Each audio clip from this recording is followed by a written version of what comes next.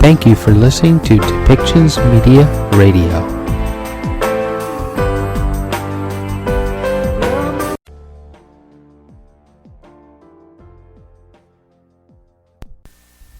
Welcome to Policy and Rights, the show about government policy and human rights.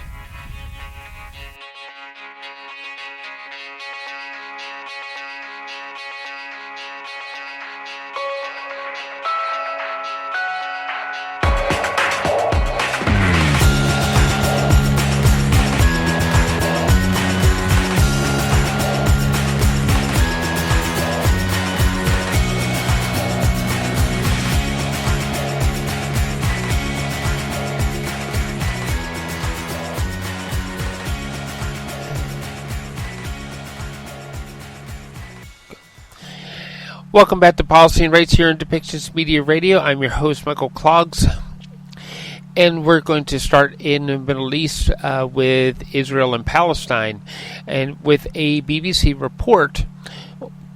The report starts: the top UN court, the International Court of Justice, or the ICJ, has issued a dramatic ruling ordering Israel to stop its immediate military offensive in Rafah.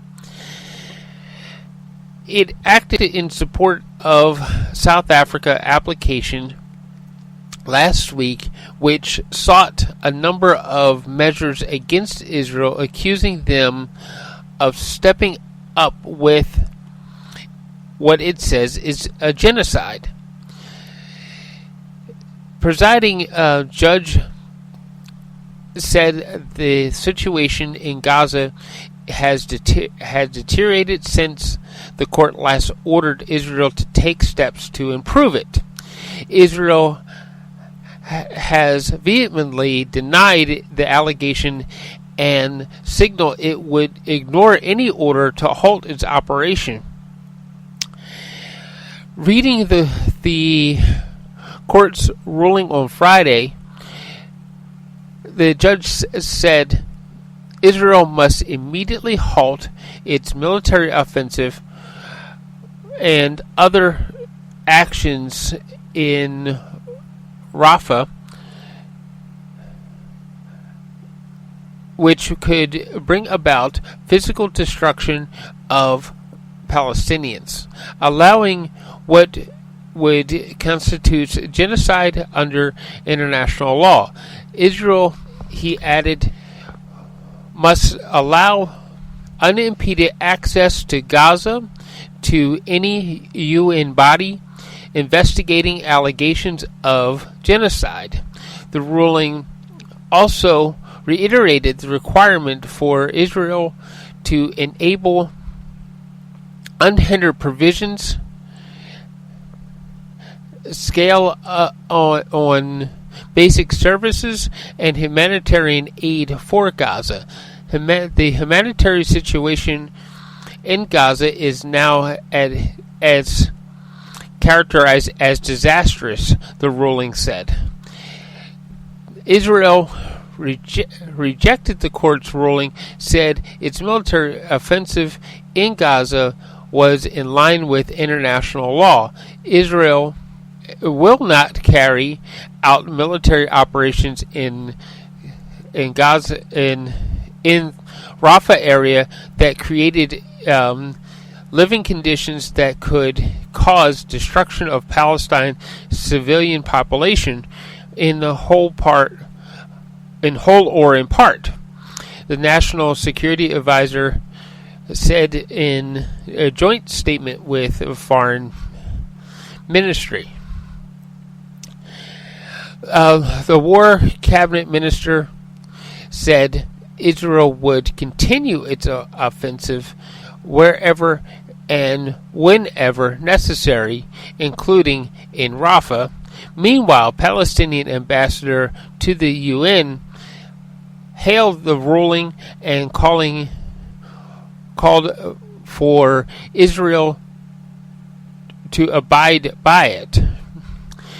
We reject the resolution of the ICJ be implemented without hesitation, he said, and that's mandatory, and Israel is party to the convention.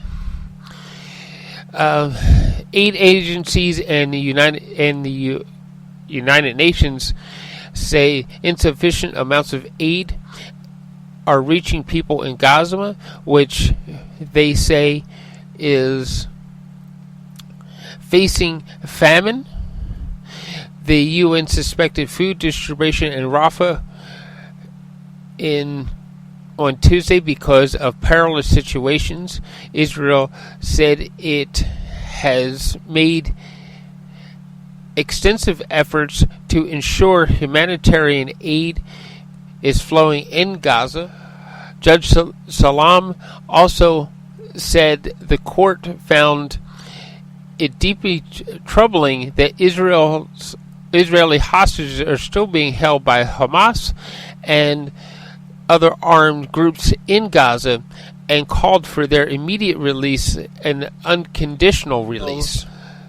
Israeli opposition leader criticized the ruling, calling it an abject moral failure that the ICJ did not connect the bombardment of Rafah to the release of the hostages. The South African foreign minister called the ruling groundbreaking, alluding to it being the first of its kind. The court has made an explicit order to Israel to halt an action in a part of Gaza, and Hamas said it will welcome the decision, which it said demands the brutal Zionist entity stop its aggression in Rafah. So we're going to hear also a healthcare worker who is in Gaza talk about the conditions of what the Israeli armed forces is leaving behind in the hospitals, and how there's mass destruction, and just a civilian opinion about what it means when you destroy infrastructures that are in place for healthcare, for food, and clean water. What that means to the population, and how that can actually be devastating, if not a sign of genocide itself. We're going to hear other things that were issued by the United Nations and in other topics of the day in just a little bit. So why don't we listen to what this healthcare worker had to say as she witnessed what was left of hospitals in Gaza.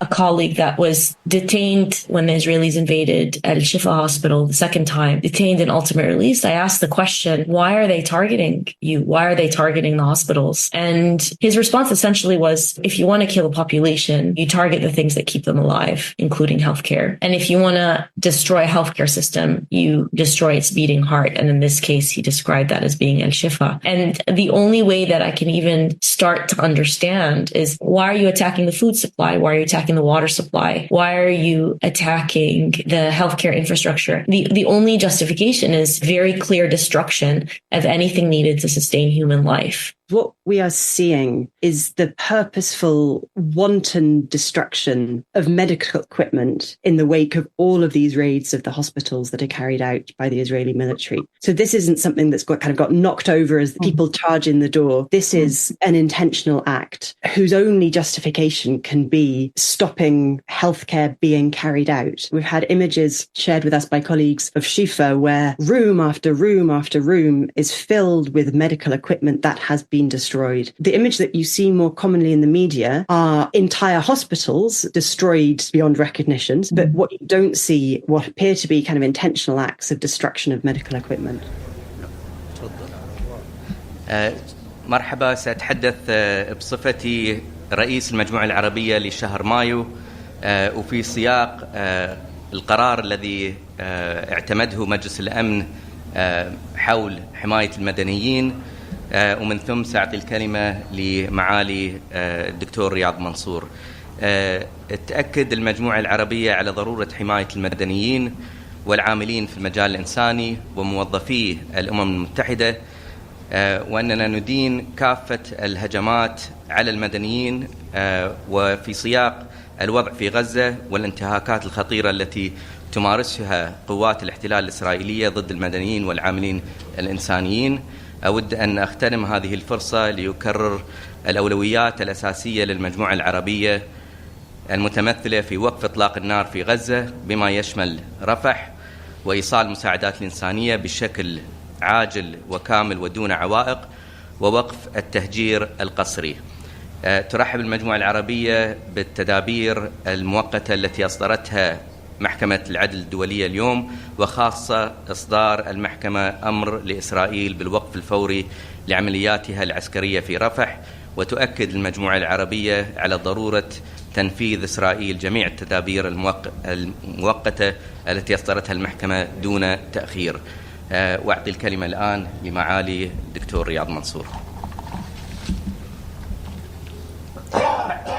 شكرا أخي محمد، وشكرا لزميلاتي وزملائي السفراء الدول العربية الذي قررنا البارحة في اجتماع على مستوى مجلس السفراء أن نعقد هذا المؤتمر الصحفي.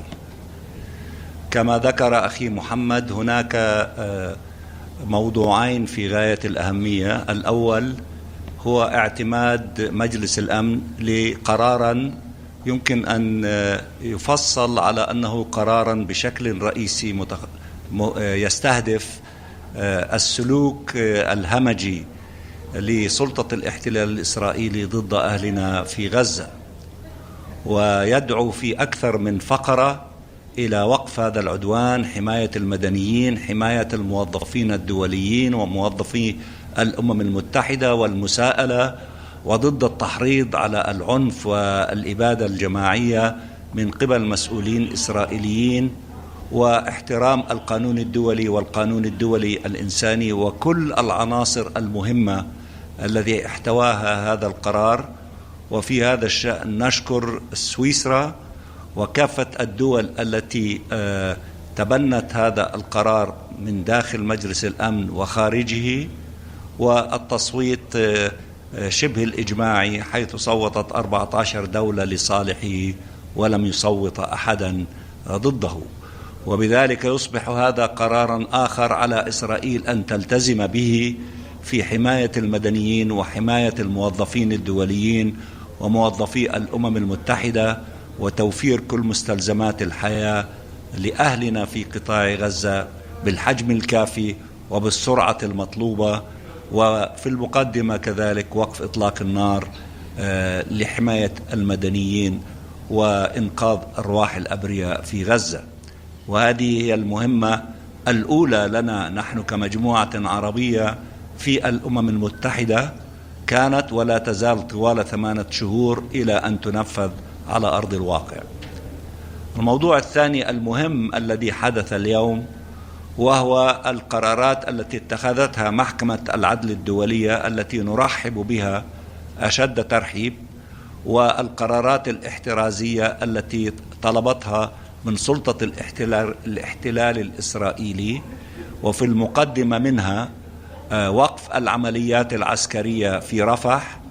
ونحن نقول أن هناك قرارات احترازية للمحكمة طالبت بوقف كل العمليات العسكرية في كل قطاع غزة التي تهدد أرواح المدنيين الفلسطينيين في كافة أرجاء القطاع، وطالبت بفتح معبر رفح وإدخال المساعدات بالحجم المطلوب، وكذلك التصدي للتهجير القسري سواء 800,000 من حوالي رفح إلى أماكن أخرى أو التهجير القسري في كافة أنحاء قطاع غزة. نرحب بهذه القرارات الاحترازية، ونضم صوتنا إلى صوت المحكمة في ضرورة أن تلتزم إسرائيل، لأن قرار محكمة العدل الدولية هو إلزامي على كل الأطراف التي منضوية تحت راية التصدي لجريمة الإبادة الجماعية، ولذلك لا يوجد على إسرائيل إلا أن تلتزم بتنفيذ جميع هذه القرارات التي طلبتها منها وفرضتها عليها محكمة العدل الدولية. ونشكر في هذا الإطار جنوب إفريقيا وكل الدول التي التحقت وأيدت طلب جنوب إفريقيا بطلب المزيد من القرارات الاحترازية لحماية أهلنا من هذه الحرب الإبادة الجماعية. وسنواصل العمل هنا في نيويورك ضمن المجموعة العربية والمجموعات المختلفة، وكذلك في مجلس الأمن وفي الجمعية العامة، لنرى تنفيذ جميع هذه القرارات، سواء قرارات مجلس الأمن أو الجمعية العامة أو محكمة العدل الدولي. I just want to say a few things in English. We are here as Arab ambassadors addressing the media. We are grateful to you. We speak to you all the time to tell the truth, to tell the story that should be told to your audience in all corners of the globe. Two things of extreme importance happened today. One, in the Security Council, we are grateful for Switzerland and all those who co-sponsored that draft resolution and those who voted in favor of that resolution, in which no single country voted against it. That resolution is tailored to Gaza without necessarily mentioning Gaza by name, with regard to the protections of civilians, with regard to the protections of international personnel, including UN personnel and specifically UNRWA personnel, condemning the killing of hundreds of international personnel in the human field, condemning incitement by Israeli officials in killing large number of our people, in essence genocide against our people, and calling for opening all crossings, providing humanitarian assistance to scale, and accountability of those responsible for these crimes to face the justice that they should face. And we are satisfied that the Security Council adopted this resolution. It would be greatly helpful in hopefully having a ceasefire, definitely stopping this onslaught and preventing the invasion of Rafah. The other subject that we want to share with you is the provisional measures adopted by the ICJ. We are grateful for South Africa and those who supported them for going back to the ICJ, asking them for additional provisional measures. And we welcome these provisional measures, including stopping, the military operation in Rafah. We believe that the provisional measures of the ICJ also previously asked for stopping all military operations in the Gaza Strip and stopping these crimes and potential crimes of genocide against our people in the Gaza Strip. And we also welcome the fact that they called for the opening of Rafah crossing, for providing humanitarian assistance to scale, and to continue fighting against the crime against humanity of mass transfer, including the pushing of 800,000 of Palestinians around Rafah to move to other parts of the Gaza Strip.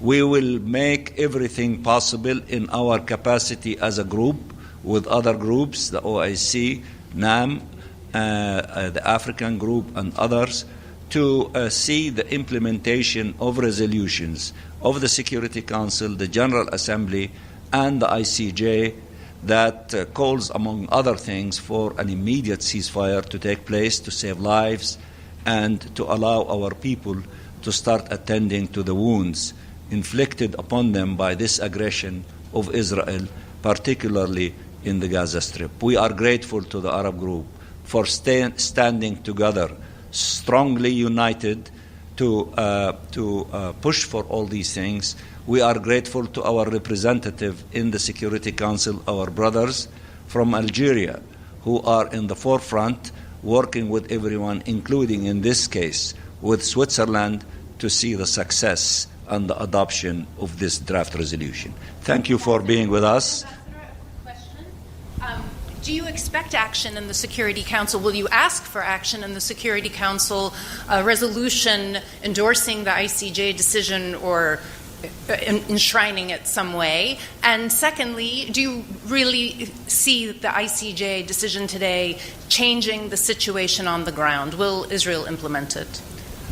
We expect that resolutions of the ICJ to be implemented without hesitation. That's mandatory, and Israel is, as I said, party to the convention, and the convention is crystal clear on this issue.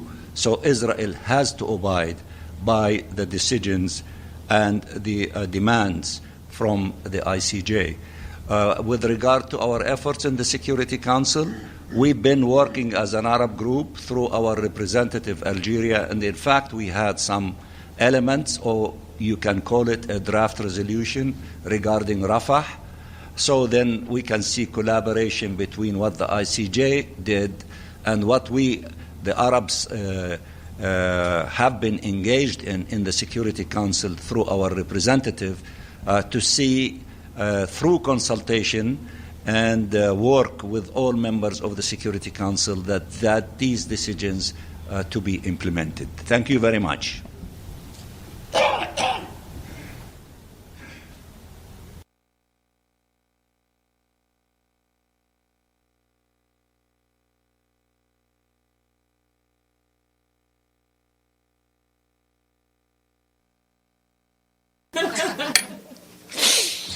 All right. Good afternoon. I know a lot of you have been asking me for reaction on the decision taken in the International Court of Justice in The Hague. So since you've asked me, I will tell you a reaction from the Secretary General's point of view. The Secretary General takes note of the order of the International Court of Justice delivered today in The Hague, indicating additional provisional measures in the case of South Africa against Israel concerning the, quote, application of the Convention on the Prevention and Punishment of the Crime of Genocide in the Gaza Strip, end quote.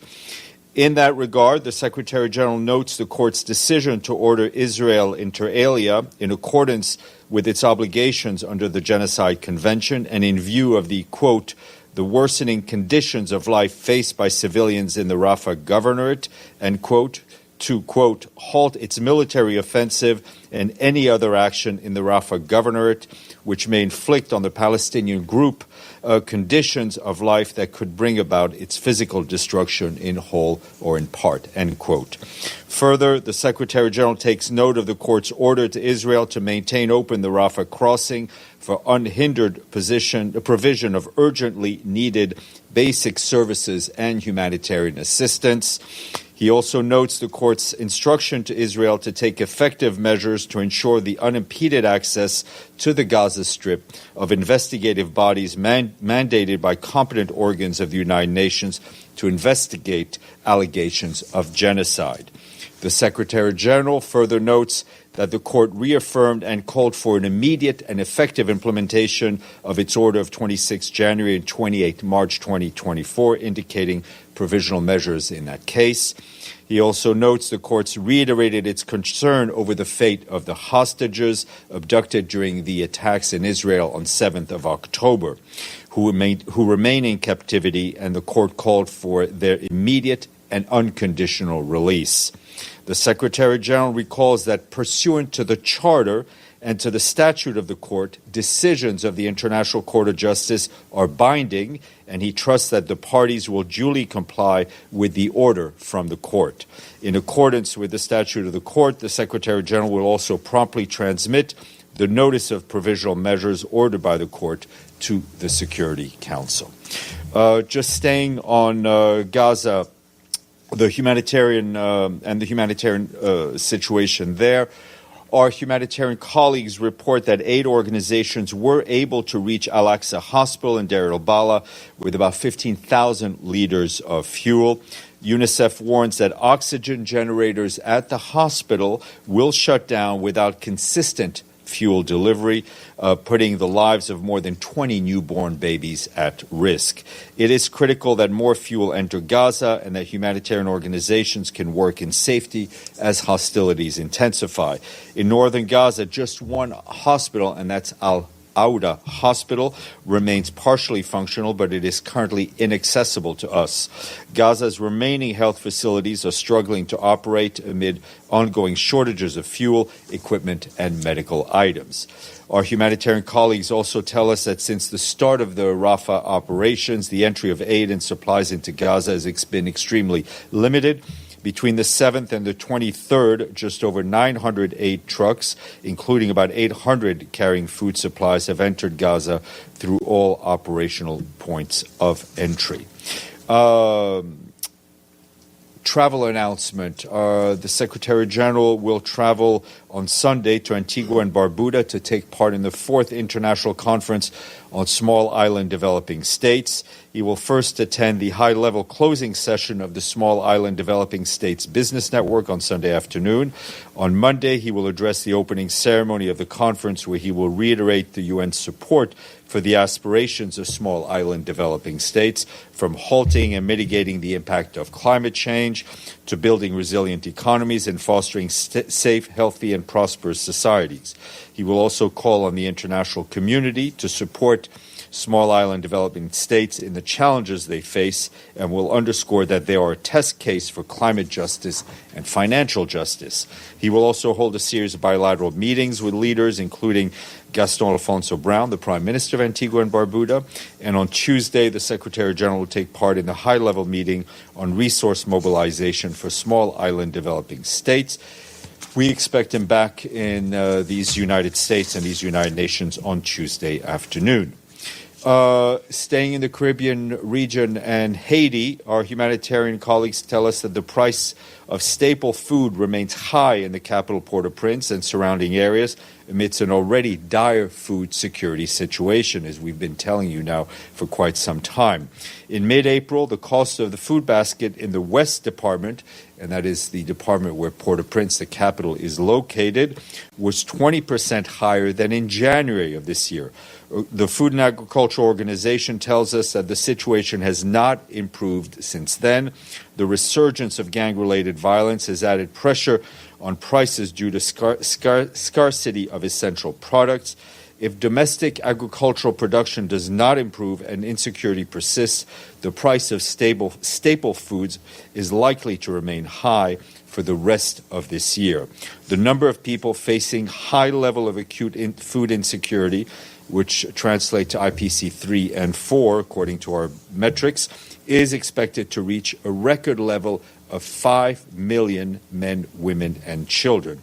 That is half of the population by the end of June.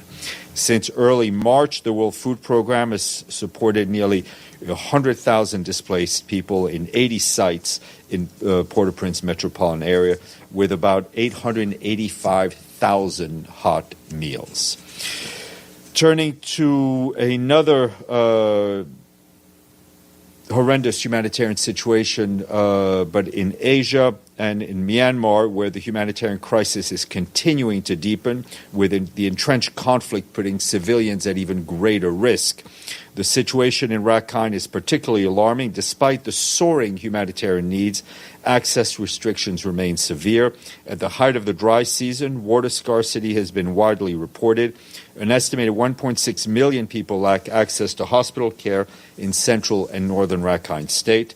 As the monsoon season approaches, strong winds and heavy rains have already hit several townships in Chin, Mangwe, Sangeng, and northern Shan regions in recent months, damaging and destroying civilian properties and infrastructure. Despite these challenges, our humanitarian partners in Myanmar continue to deliver assistance to people in need, reaching almost 1 million people during the first quarter of this year. This year's humanitarian appeal for Myanmar is just 11% funded, with only $110 million in the bank and $993 million US dollars actually needed. Yet another humanitarian crisis we need to keep highlighting, and you did hear from our OCHA colleague yesterday about Sudan. I want to focus particularly on North Darfur, where our colleagues at OCHA tell us that the humanitarian situation for an estimated 800,000 civilians in Al-Fasher and surrounding areas in North Darfur continues to deteriorate as the armed clashes between the army and the RSF continue. The fighting has reportedly forced thousands of people to flee since May 10th, caused hundreds of civilian casualties. Unfortunately, in Al-Fasher South Hospital, which is the only functioning hospital in that state, only 10 days of supplies are left, with an urgent need to restock the hospital. More than a dozen trucks carrying aid for more than 121,000 people have been trying to reach Al-Fasher for over a month, but the current security situation is making it all but impossible. Looking at the wider Darfur region, despite insecurity and severe access constraint, one WFP truck convoy carrying 1,200 metric tons of food and nutrition supplies for some 117,000 people was able to cross into North Darfur yesterday from Chad through the Tine crossing. It is critical these trucks are allowed to safely and directly continue to their destinations in central and South Darfur. While this latest development is welcome, it is not enough, as you can well imagine. In order to stave off famine in Darfur and across Sudan, we need the cross-border and cross-line routes to open. Lastly, an update from our peacekeepers in the Democratic Republic of the Congo, where they have been doing a joint operation they conducted with the Congolese armed forces against the Codeco armed group. That operation led to an exchange of fire with members of the group near the town of Uzi, which is about 15 kilometers south of Jugu in the Ituri province. The Codeco members retreated from the area. UN peacekeepers also dismantled 6 illegal checkpoints by the same group near Uzi. The operation was conducted over a few days and covered about 15-kilometer radius around Jugu. It took place from the 18th to the 22nd of May, but we just received the update last night. As part of the mission's protection of civilian mandate, peacekeepers established blocking positions, conducted extensive patrols, and provided medical services to the local population. The mission continues to monitor the situation. Busy on the International Days calendar. No money, but I do have a quiz for you. Does anyone know what a markhor is? Yes? I'm ready today. Okay. What is a markhor? Your microphone, please. Okay. What is a markhor? It is a goat, and it lives in Pakistan and Afghanistan. Very good. Today is the International Day of the markhor. Markhors are the largest of the wild goats and are found in the mountains of Central and South Asia. Preserving the markhor and its habitat is a significant opportunity to bolster regional economies. We now have a poster girl for the International Day of the markhor. And tomorrow is a busy day. First marks the start of the week of solidarity with people of non-self-governing territories. Tomorrow is also Africa Day. The Secretary General says in a message that the continent's young and growing population, rich natural resources, breathtaking beauty, and cultural diversity give it an outsized potential. And lastly, it is World Football Day tomorrow. 100 years ago today, the first international football tournament took place with representation of all regions. That event happened during the Summer Olympics in 1924. And last but not least, you may come in on Monday, but you will be alone because it's Memorial Day. We will not be briefing, but we will remain available. Edie, I'm sorry, I do have to recognize our winner. Yes, please. Steph, on the ICJ decision, do you think that this will make it easier for UN aid operations on the ground? Well, the proof will be in the implementation. The only way things will get easier for the UN is if we see an end to the military action. We see a humanitarian ceasefire. We see the creation of an environment in which we can have unfettered humanitarian access, and during which all the hostages can be released. Yep. One more. You mentioned the part about that they should let commissions of inquiry and fact-finding missions. And so does the Secretary General plan to take advantage of this ruling and send one? Well, there is what the court has decided, what the court has called for, which we've always called for access for investigatory bodies. But obviously, unless the facts on the ground change, it is not likely that anyone will be able to travel there soon. Anade, then Edie. So following up on Maggie's question about investigatory bodies, how prepared is the UN to go in? So say theoretically the ICJ orders were implemented as they were requested today, as soon as today. Will the UN team be ready to go, and who will make up part of those teams? Well, it depends on there is the Human Rights Created Commission of Inquiry, which, if you'll recall, Pramila Patten encouraged the Israelis to allow it to look at what the crimes that took place during October 7th. It is a matter of the country listed in the court to allow it. The UN is always, we're ready to mobilize. Can I follow up? When you mobilize, how big a team would you put together? Do you know who would be part of it? I think those are hypotheticals that I'm not able to answer at this point. Edie. Thank you, Steph. One last question on the ICJ.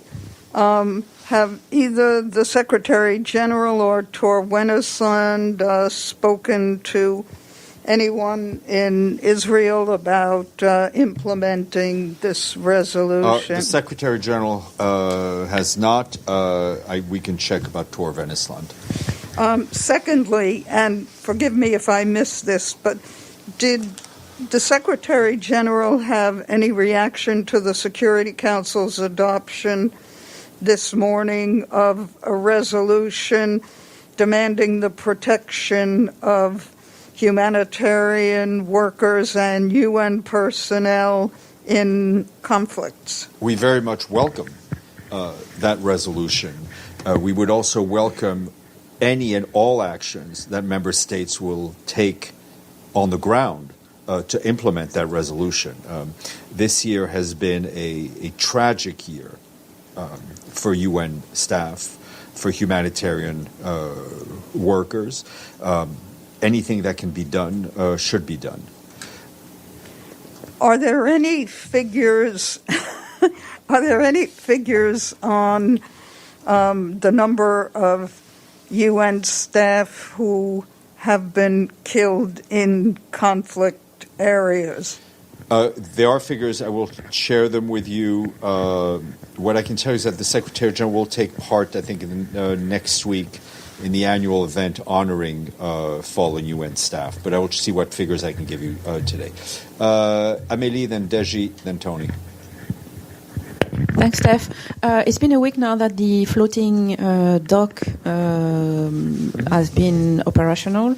Can you give us some kind of oversight of idea of how much has been through the dock, if any has been arrived to the WFP warehouses and distributed afterwards, or part of it has been looted, as you mentioned the other day?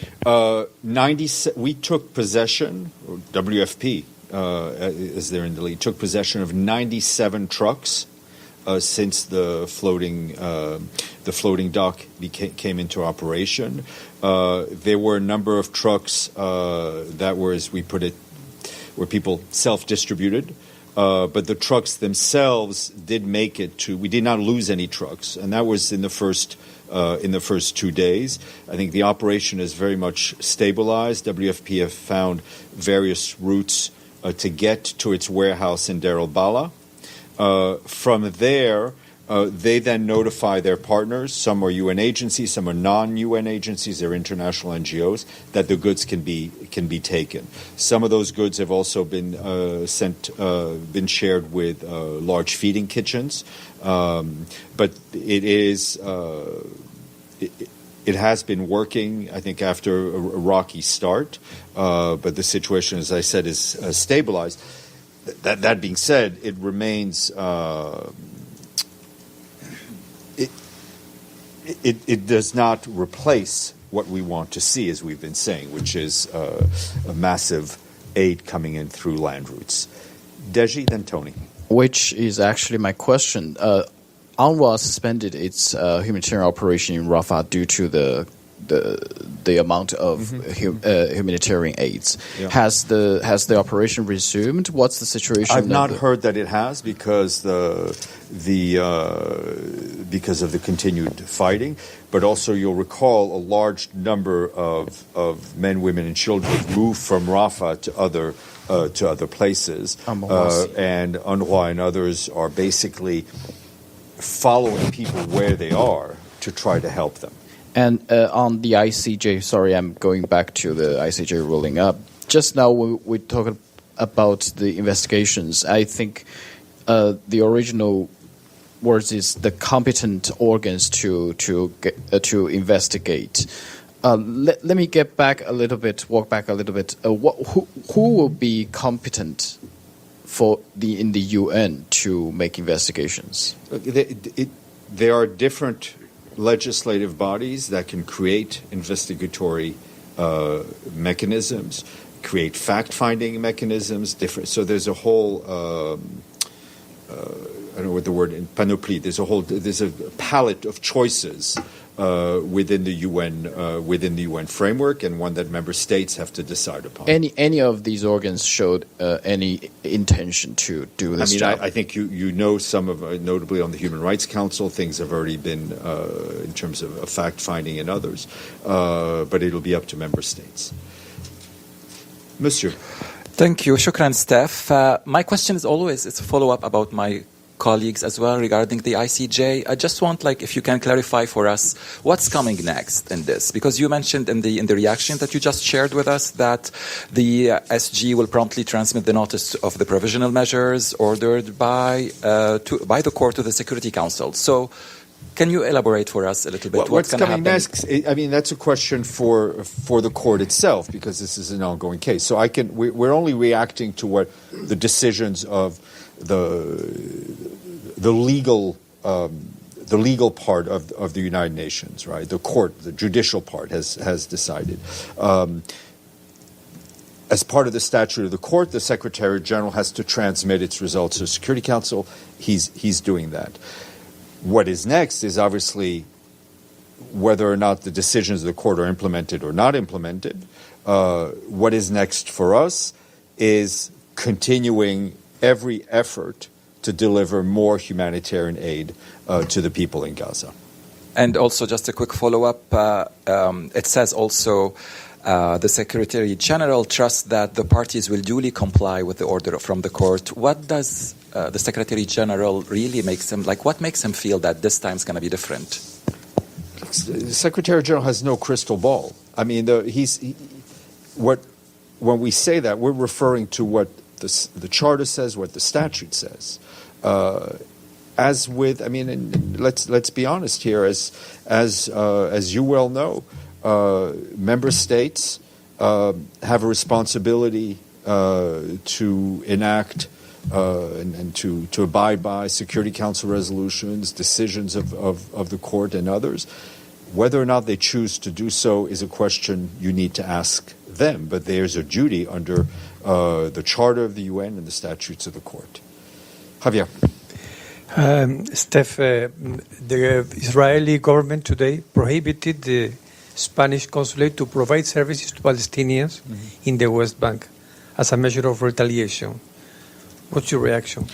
That's a bilateral issue between Israel and Spain, and we do hope it gets resolved for the benefit of all those involved that are served by that outpost, that Spanish outpost. Madame.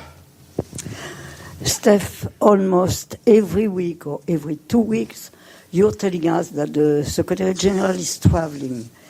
Is it wise, when the world is getting like crazy, that the Secretary General is traveling so much? Well, the Secretary General can actually keep track and be involved in the issues of the day, regardless of where he is. He was in the Middle East, which was important last week. He also has to keep involved and keep the focus on the long-term issues that are facing the world. Any Secretary General needs to be able to juggle.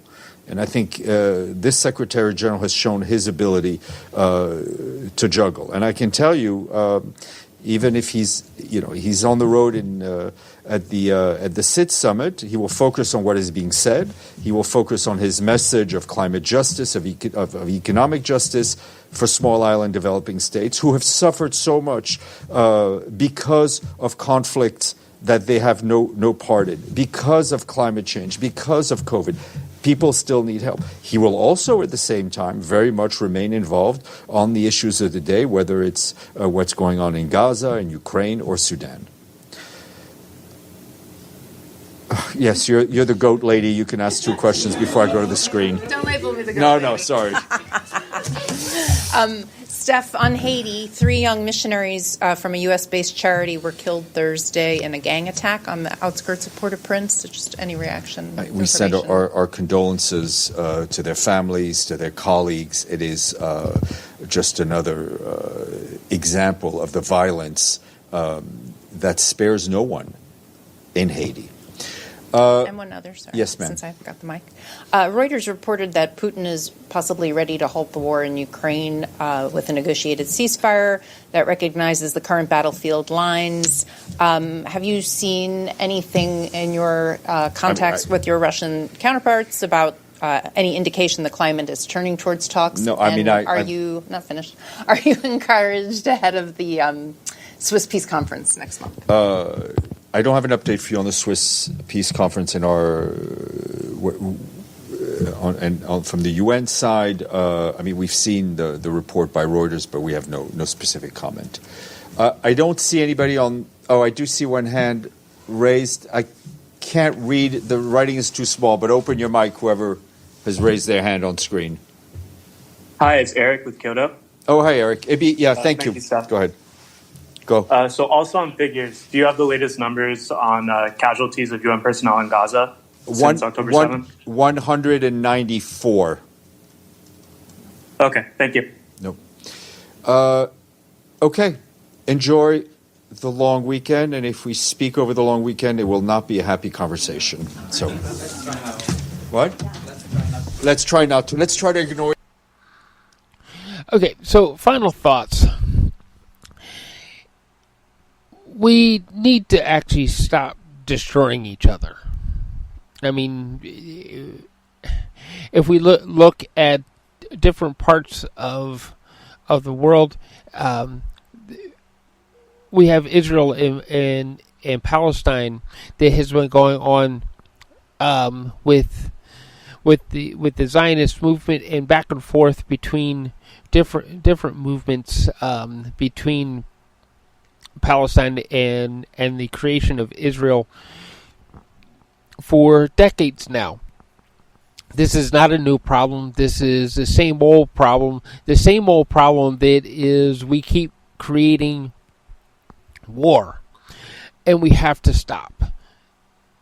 We have to learn to sit down and talk out our differences and start finding ways to eliminate hatred rather than promote hatred. And that's basically the bottom line, is we have to go in where people are propagating and promoting hate. We have to go in there using their same exact methods to the same exact people and propagate and promote love. There's only one way to end hate, and that is to flood with love. That we have to stop looking for peace, but start looking for love. Because there's a lot of hate that can be stored underneath the word peace and still yet promote genocides and other ways of harming people who really just want to get along with their lives and live a good and healthy life. And the only way to truly allow everyone to live a good and healthy life is to eliminate the hate and eliminate the privilege. Thank you for listening today. Please click on that subscribe button and give us some support wherever you may be so that we can keep promoting love in our world.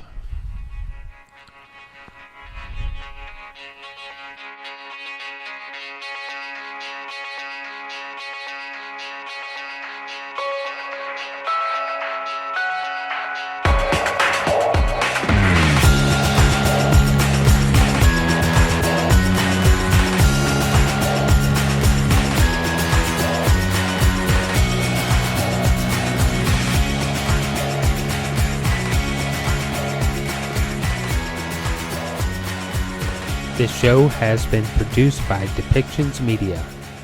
Please contact us at depictions.media for more information.